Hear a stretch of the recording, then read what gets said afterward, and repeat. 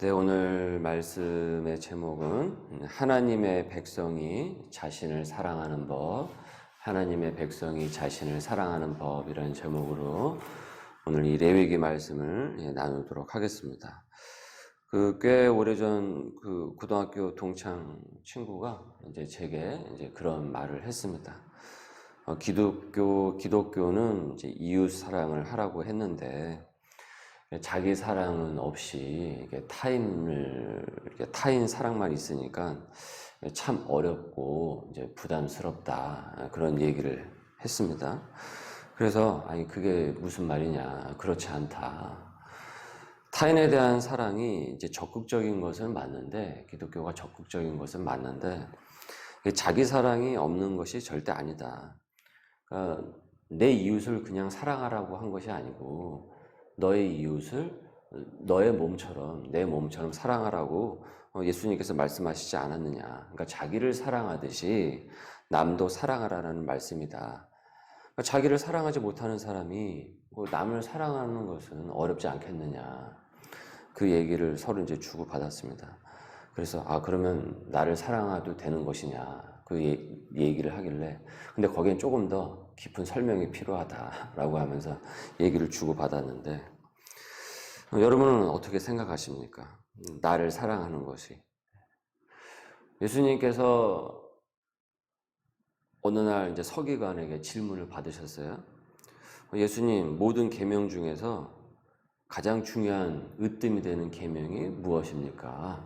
라고 이제 물었을 때 예수님께서는 첫 번째는 너의 마음을 다하고 목숨을 다하고 뜻을 다하고 힘을 다하여 너의 하나님을 사랑하라. 두 번째는 내 이웃을 너의 몸처럼 사랑하라. 그렇게 말씀을 하셨죠. 이 두 계명은 사실은 다 구약의 토대를 두고 있는 겁니다. 이 구약 말씀에. 그래서 예수님께서는 구약의 이 많은 계명을 요약을 해서 이제 두 가지로 핵심 내용을 전하신 것이에요. 그래서 십계명도 보면은 하나님 사랑과 이웃 사랑으로 나오고 있죠. 크게 그 주제가 그렇게 나오고 있는 겁니다. 오늘 상고한 여러분 19장에서도 보면은 1절서부터 4절의 내용은 하나님 사랑이라고 할 수가 있고, 11절서부터 18절은 실은 이제 이웃 사랑인 겁니다. 그런데 이웃 사랑이 실은 자신을 사랑하는 것이기도 하는 겁니다. 그러니까 이웃 사랑을 이타적인 사랑으로만 우리가 생각을 할 수가 있는데, 너의 몸처럼 사랑하라 라고 말씀을 하셨단 말이죠. 예수님께서 여러분 나를 구원하시기 위해서 십자가의 못을 박히셨는데, 내가 나를 미워하거나 사랑하지 않는다고 한다면 예수님의 은혜를 저버리는 것 아니겠습니까? 오히려 그것이야말로 죄를 짓는 것이겠죠. 기독교에서 자기를 부인한다라고 하잖아요. 우리가 말씀을 통해서 그렇게 자기 부인에 대해서 우리가 배우지 않았습니까? 근데 자기 부인을 한다라는 것은 나를 미워한다라는 것이 아니에요. 나를 자기 부인을 한다라는 것이. 그러니까 나를 사랑해서는 안 된다라는 것이 아니라고요. 그러니까 세상의 죄를 미워하고 그 죄의 영향을 받아 사는 자신을 부인하라라는 것입니다. 그러니까 이제는 그런 예전의 나를 부인을 한다라는 것이죠. 그러니까 이 예전에 죄된 나를 부인을 하고 방향을 바꾸는 것이 바로 이제 거룩한 삶의 지향이란 말이에요. 그래서 우리가 무엇이라고 표현합니까? 거듭났다, 거듭남이라고 우리가 표현을 하죠. 그렇게 거룩을 우리가 지향을 한다고 한다면 그것은 하나님의 뜻대로 우리가 바르게 우리 자신을 사랑하는 것입니다. 우리 자신을 사랑하는 것이다. 하나님이 거룩하시기 때문에 내가 그 거룩을 쫓아서 사는 것은 하나님을 사랑을 하는 것이고, 그리고 결국 그것은 나 자신을 사랑하는 것이고, 그리고 이것이 이웃 사랑으로 확장이 되어 나타난다는 것입니다. 1절서부터 4절은 무엇이라고 얘기하고 있습니까? 나 여호와가 거룩하기 때문에 너희도 거룩하라 라고 말씀을 하고 있죠. 이 여호와라는 이 고유의 이름은 하나님과 이스라엘의 언약 관계를 나타낼 때 사용되는 이름입니다. 그래서 그 언약의 관계에 있는 당신의 백성에게 여호와 하나님이라는 이름을 사용을 하셨어요. 그냥 하나님이 아니라 여호와 하나님. 우리가 하나님의 이름을 부를 때 하나님 아버지라고 부르잖아요. 그러나 하나님을 모르는 사람에게 그저 하나님은 이라는 표현은 나올 수 있지만 아버지라는 표현은 되게 어색하고 낯간지러운 표현이란 말이에요. 그러나 우리에겐 너무나도 익숙하고 자연스러운 표현이죠. 하나님 아버지라는 이 표현이. 그러니까 이처럼 여호와 하나님, 여호와, 이것은 당신의 택함 받은 백성들에게 하나님께서 사용하신 그 호칭이란 말이죠. 그래서 이 이름을 받은 당신의 백성은, 그의 백성은 거룩으로서 그 언약을 지키는 것입니다.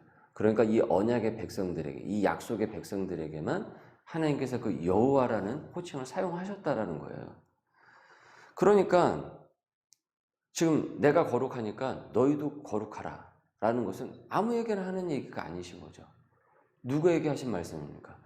여호와라는 그 호칭, 하나님, 지금 우리 신약의 우리에게 있어서 하나님 아버지라고 이렇게 자연스럽게 부를 수 있는 우리에게 주신 그 하나님의 지침인 것이죠. 그 기준인 것이죠.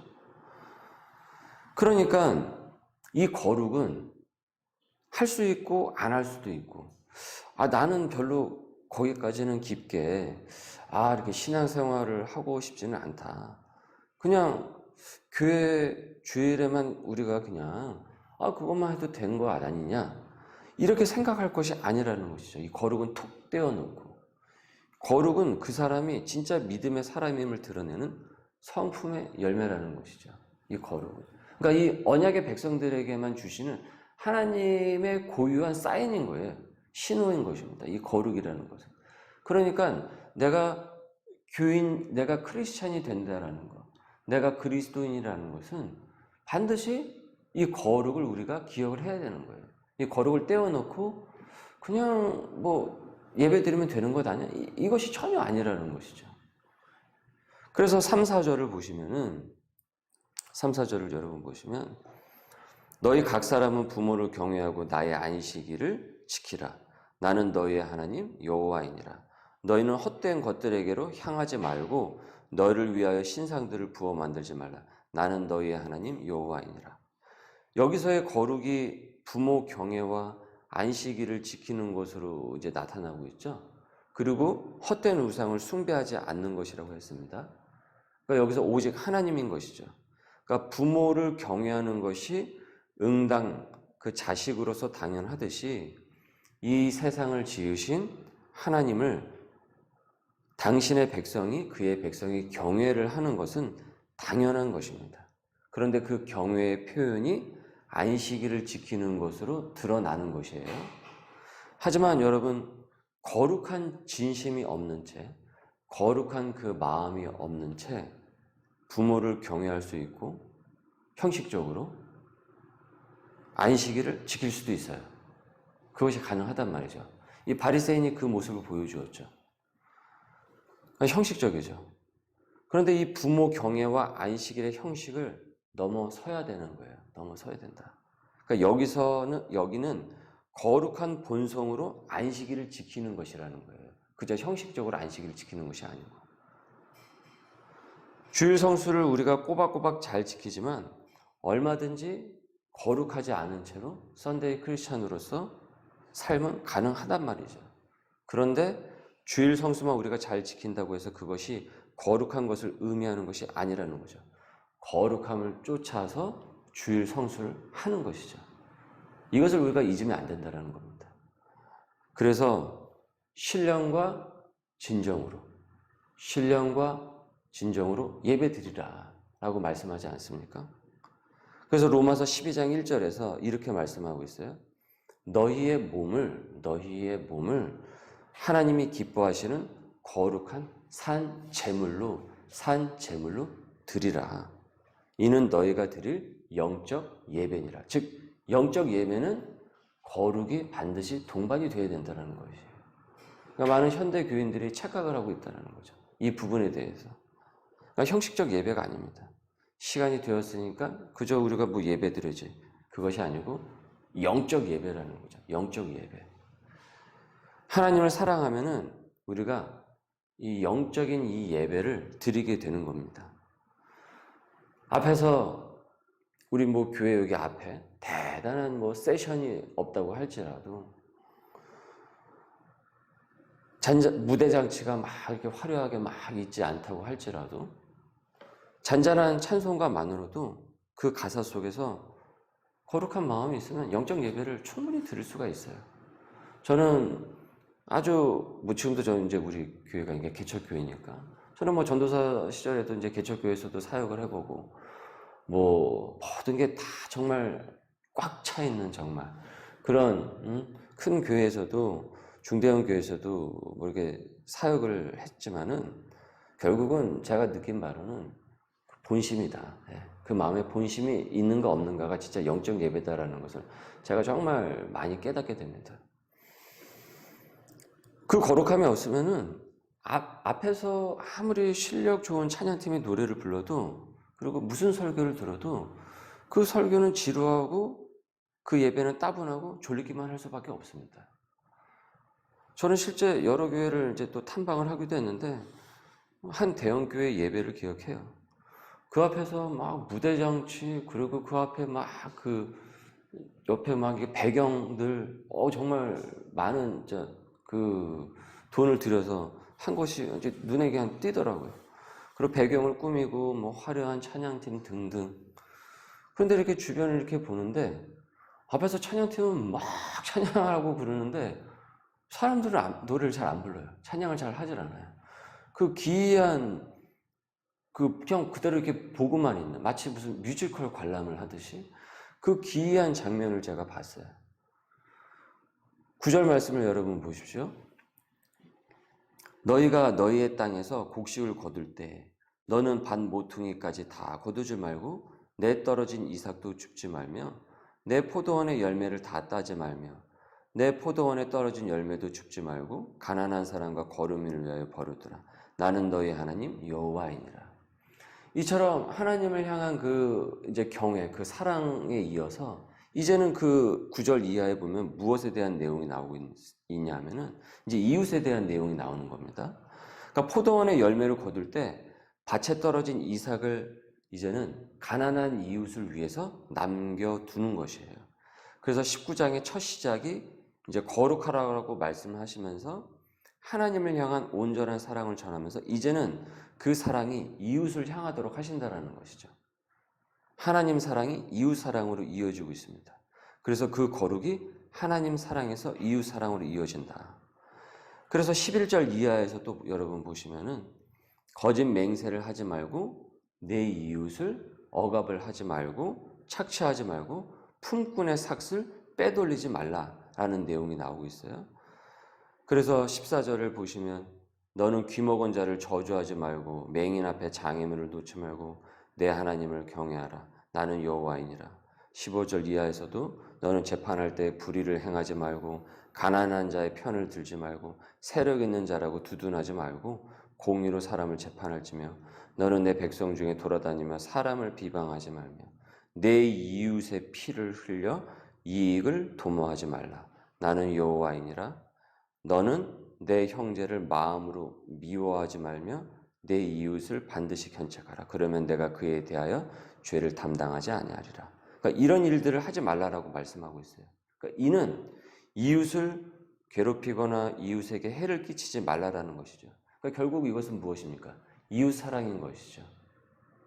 이어서 18절 마지막에 이어집니다. 다 같이 읽습니다. 시작. 원수를 갚지 말며 동포를 원망하지 말며 내 이웃 사랑하기를 내 재신과 같이 사랑하라. 나는 여호와이니라. 즉 자신을 사랑하듯 너의 이웃을, 즉 이것이 거룩한 하나님의 백성이 자신을 사랑하는 법인 것입니다. 그러니까 거룩의 토대 위에 하나님 사랑, 그 다음에 자기 사랑, 그리고 그것이 이웃 사랑으로 확장되어 나타나고 있죠. 여러분, 세상도 자기를 사랑을 합니다. 자기를 사랑을 해요. 아니, 사람도 다 자기를 사랑을 하죠. 그러나 그가 자기를 사랑하는 방식이 무엇입니까? 자기를 사랑하는 방식이 남을 괴롭힌다 이거예요. 남을 괴롭히고 남을 해치면서 남에게 상처를 주면서 자신을 보호를 한다는 거예요. 이거는 어긋난 사랑입니다. 하나님 사랑이 아니라는 것이죠. 지금 이 레위기 말씀이 그 말씀을 하고 있잖아요. 그러면서 마지막에 이웃에 대한 사랑을 얘기하고 있죠. 네 몸처럼 사랑하라. 근데 이때 당시는 그러질 않은 거예요. 그렇게 살지 않고 그렇게 악의적으로 이기적으로 살아도 괜찮은 그 문화가 있었던 거예요. 이집트 문화가 그랬던 것이고, 그리고 이들이 앞으로 도착할, 지금 이 레위기서 말씀을 받았는데 앞으로 도착할 그 가나안 땅이 그런 세상이었다는 거예요. 그런데 너희는 그렇게 사랑하면서 살지 말라라는 거예요. 그런 헛된 자기 사랑을 하지 말라라는 것이죠. 그러나 하나님의 이 사랑은 거룩이 토대를 이루고 있기 때문에 하나님 사랑이 이웃 사랑으로, 그리고 나를 구속하신 하나님의 은혜에 대한 이 자기 사랑으로 이어지고 있는 것입니다. 고린도 교회를 향해서 무엇이라고 얘기를 하셨습니까? 너희가 하나님의 성전인 것을, 너희가 하나님의 성전인 것을 너희가 모르느냐라고 말씀하셨죠. 그러니까 우리 보고 무엇이라고 표현하셨습니까? 성전이다, 성전이다라고 표현하셨다고요. 그 성전은 거룩하죠. 그리고 그 거룩이, 그 성전에는 또 무엇이 있습니까? 하나님 사랑이 있죠. 그리고 나를 구속하신 바른 나에 대한 사랑이 있죠. 나를 구속하셨으니까. 그리고 그것이 어떤 사랑으로 나타납니까? 이웃 사랑으로 나타나게 되는 것이죠. 이처럼 오늘 말씀에서 보시면 이 거룩이 결국은 하나님의 그 사랑과, 그리고 나를 올바른 방식으로 사랑하는 그 방식과, 그리고 이웃 사랑으로 나타나고 있습니다. 오늘도 이 말씀을 여러분 잘 참고를 하시고, 또 노트에 여러분 이 기록을 또 하시면서 오늘도 거룩한 성전으로서 참된 사랑을 하는 우리 소명의 식구들 될 수 있기를 주님의 이름으로 소망합니다. 기도하겠습니다. 하나님 감사합니다. 오늘도 저희들에게 귀한 말씀의 시간을 허락하여 주시고, 우리가 세상을 본받아 헛된 자기 사랑에 빠지는 것이 아니라 올바른 하나님의 사랑을 추구하면서 나를 구속하신 주 예수 그리스도의 은혜의 그 사랑에 참된 사랑을 할 수 있도록 인도하여 주옵소서. 그리고 그 사랑과 은혜가 이웃 사랑으로 나타나게 하여 주옵시고, 우리의 삶이 주님의 뜻한 바대로 나아갈 수 있는 거룩한 성전의 그 모습을 구현할 수 있도록 오늘도 우리의 삶의 자리 위에 은혜를 부어 주옵소서. 감사하며 예수님의 이름으로 기도드립니다. 아멘.